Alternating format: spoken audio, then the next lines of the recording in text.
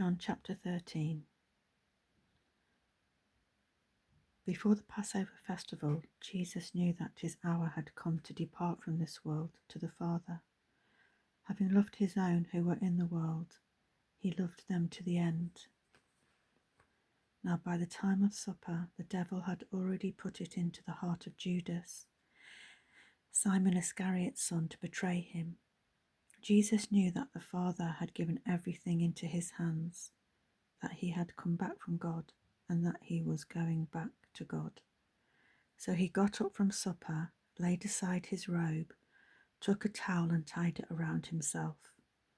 Next he poured water into a basin and began to wash his disciples' feet, and to dry them with the towel tied around him. He came to Simon Peter, who asked him, "Lord, are you going to wash my feet?" Jesus answered him, "What I'm doing you don't understand now, but afterwards you will know." "You will never wash my feet, ever," Peter said. Jesus replied, "If I don't wash you, you have no part with me." Simon Peter said to him, "Lord, not only my feet, but also my hands and my head." "One who has bathed," Jesus told him, "doesn't need to wash anything except his feet, but he is completely clean. You are clean, but not all of you," for he knew who would betray him.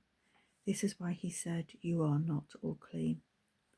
When Jesus had washed their feet and put on his robe, he reclined again and said to them, "Do you know what I have done for you? You call me teacher and Lord. This is well said, for I am. So if I, your Lord and teacher, have washed your feet, and you also ought to wash one another's feet. For I have given you an example that you also should do, just as I have done for you. I assure you, a slave is not greater than his master, and a messenger is not greater than the one who sent him. If you know these things, you are blessed, if you do them. I am not speaking about all of you. I know those I have chosen, but the scripture must be fulfilled.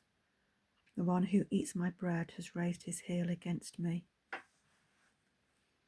I am telling you now before it happens, so that when it does happen, you will believe that I am he.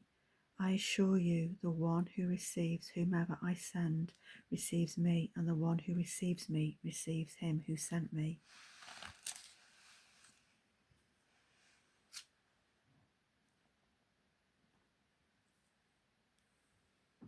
Jesus predicts his betrayal. When Jesus had said this, he was troubled in his spirit and testified, "I assure you, one of you will betray me." The disciples started looking at one another, uncertain which one he was speaking about. One of his disciples, the one Jesus loved, was reclining close beside Jesus. Simon Peter motioned to him to find out who it was he was talking about. So he leaned back against Jesus and asked him, "Lord, who is it?" Jesus replied, "He's the one I give the piece of bread to after I have dipped it." When he had dipped the bread, he gave it to Judas, Simon Iscariot's son. After Judas ate the piece of bread, Satan entered him. Therefore Jesus told him, "What you're doing, do quickly." None of those reclining at the table knew why he told him this. Since Judas kept the money bag, some thought that Jesus was telling him, "Buy what we need for the festival," or that he should give something to the poor. After receiving the piece of bread, he went out immediately, and it was night. When he had gone out, Jesus said, "Now the Son of Man is glorified, and God is glorified in him. If God is glorified in him, God will also glorify him in himself, and will glorify him at once. Children, I am with you a little while longer. You will look for me, and just as I told the Jews, where I am going, you cannot come. So now I tell you, I give you a new commandment. Love one another just as I have loved you. You must also love one another. By this all people will know that you are my disciples, if you have love for one another." Lord, Simon Peter said to him, where are you going? Jesus answered, where I am going you cannot follow me now, but you will follow later.